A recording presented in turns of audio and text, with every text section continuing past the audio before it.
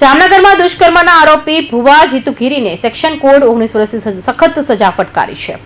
આરોપીએ પરિવારને ધમકી આપીને અપહરણ કરી રાજસ્થાન લઈ જઈને દુષ્કર્મ આચર્યું હતું। જામનગરની એક યુવતી સાથે અપહરણ અને દુષ્કર્મ આચરવાની ગંભીર ગુનામાં ભુવા જીતુગીરીને સેક્શન કોડ 19 વર્ષની સખત સજા ફટકારી છે।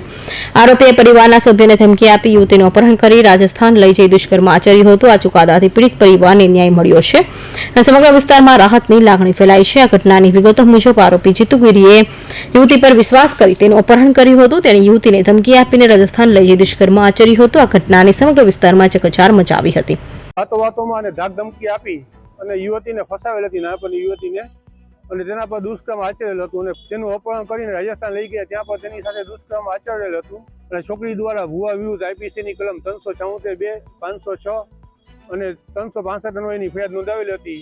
આરોપી જીતેન્દ્ર ઉર્ફે જીતુગીરી પૃથ્વીસિંહ પરમારને 14 વર્ષ આઈપીસી 374(2) મુજબની સજા અને 365 એટલે અપહરણ મુજબ 5 વર્ષની સજા અને 20,000નો દંડ તેમજ સરકારને આ પીડિતાને ભોગ બનનારને વળતર પ્રત્યે 2 લાખ રૂપિયા ચૂકવી આપવાનો ઓર્ડર કરેલ છે।